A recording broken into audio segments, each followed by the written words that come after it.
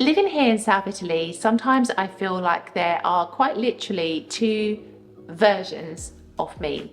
We have the very British me, who still retains a lot of the characteristics and kind of personality traits that a typical Londoner has. And then we have the Southern Italian me, who over the course of 6 years has adapted somewhat to the way of life here. But sometimes there's a bit of a power struggle between the two versions of myself. And I often find myself reflecting on the everyday life here in South Italy in rather humorous ways. So I thought we'd capture some of those thoughts today. Starting with interactions with people. Why are you staring at me? Because Bella, in Italy, we stare, we like to people watch, we like to look, it's normal, Bella. My first problem, not everybody in the world is Bella or Bello. So why do we greet people like this here in Italy? Like, I get it, it's friendly, it's kind, it's nice, but it's also, to me, the longer I stay here, a little bit fake, because not everybody is beautiful. For me, a simple good morning, hello is enough. I don't need the whole Bella, Bello, mwah, mwah. It's just so exaggerated. You're just cold. You're a cold Brit. You've got to learn to warm up a bit because, you know, the people and the climate here in South Italy, they're hot. Well, yes, okay, I get it. I could learn a lot from the Italian culture in terms of friendliness, but something that I really struggle with here in Italy on a day-to-day basis is just the attitude and the mentality of people who live here, especially here in Palermo. Like, I have never encountered such bloody selfishness. I can never think of a different word to describe the daily interactions I have, for example, when I'm crossing the road and when people want to drive towards me and when I see people parked across crossings and physically making it difficult for people to get from one side of the road to the other as a pedestrian. Like, for me, there is absolutely no excuse. And the double parking, it drives me nuts. The amount of times you will hear people meep their horns outside the shops, the post office, because somebody has decided to leave their car directly behind yours. But this is normal. But what do you want me to do about it? I've got to go and get my shopping. I've got to go to the post office. I can't find a parking. Excuse me, you think I've got to walk for 5 minutes to go to the post office or for 5 minutes to go and get my shopping? Ma che senso? It's cold outside. It's raining. Why do I have to walk 5 minutes? It's so much easier for me to just leave my car here. Look, now I've only got to go 1 second from the car to the shop, 1 second from the car to the post office. I'm sorry, but I've got to think about myself here.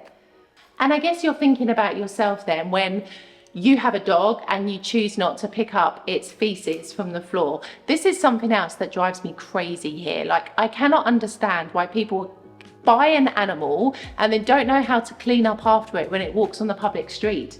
Excuse me, you would let your dog have a caca, have a toilet in your kitchen and just leave it and wait for somebody else to pick it up? Of course not. Like, why is it acceptable that you can do it on the street and it's okay? Like, literally, I walk around the streets of Palermo and it's like I'm doing an Irish jig, trying to skip all the feces that are dotted on the floor. It's terrible. Like, literally terrible. I'm starting to be able to identify the animals that might have an upset stomach, judging by how many different types of feces that I see on the streets. Ma questo è normale. Dai, what do you want me to do? I came out today, I didn't have the proper bags. It's okay, somebody else will clean it up. It's what I pay my taxes for, no? If I pay them. So, Dai, come on, the people have to come and clean the road. What do you want me to do about it? Of course, my home is clean. My home is spotless. I make sure I clean my home, but the streets are, va bene, they're all a mess anyway. Have you seen they don't collect the rubbish for months? They're not, you've got to be worried about my dog having a moment on the street. Come on. priorities. We've got rubbish building up like the Andes Mountains every other month. Like, come on. And you're worried about a little bit of feces on the street. Okay, so what about timekeeping then? Because listen, this drives me crazy. I am super precise. If I've got to be somewhere, I am there 5 minutes, 10 minutes early. I cannot stand it when people are late. For me, it's one of the most disrespectful things that you can do because, come on, other people are busy as well. It's not just you. And when you agree to do something or be somewhere at a certain time, why am I still waiting for you 10 minutes later? It's not respectful, it's not polite. Life here is slow. We go with the flow. If we say like 7 o'clock, we really mean 7:30, maybe even 7:45. It's just how it is here. Nobody is as rigid. We're not rigid like the Brits, where you've got to plan things for like weeks and months in advance. If we say that we're going to meet you, we'll meet you, of course, sure. But it just may not be at the exact hour that we give you. That's just something that you've got to get used to. It's the way of life here. We don't live with the diary. We live with the moment. Allora. Okay, so you have this like really relaxed attitude to life. I get it. But why is it when there is something wrong, you don't say anything to the people that could do something about it? This drives me insane. Like, you do not say anything to the people that could change a situation. But why? We speak, us Brits speak, not everybody. But if there's a problem, the mouth starts moving. Why is it not the case here? The mouth only moves here for the people that you know, not for the people that can do something about it. There's one thing that you can really say about Italians, and that's like we're really considerate of how other people feel, and we don't want to necessarily hurt somebody's feelings or make somebody upset.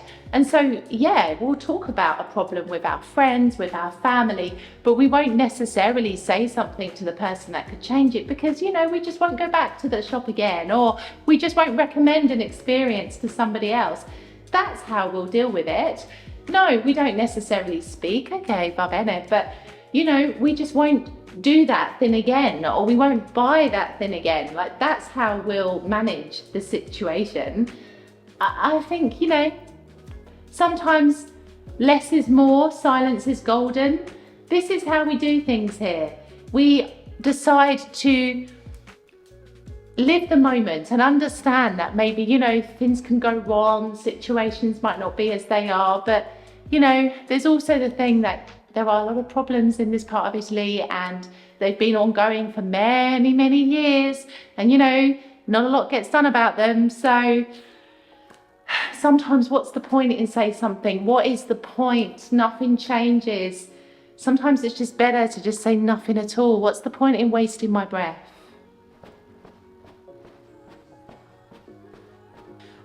It's complicated living here sometimes, 100%. And it does feel like I have these two sides of me, like having a conversation with each other every time I deal with any of the situations I've just described in this video.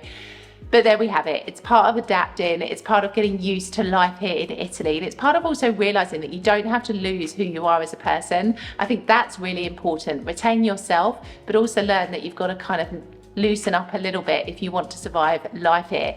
I hope you've enjoyed this video. If you haven't yet subscribed, why not hit subscribe button so you don't miss any of my future content. This was a parody of the daily thoughts that I have about life in South Italy. I am Ms Britaly, and I will see you in the next video.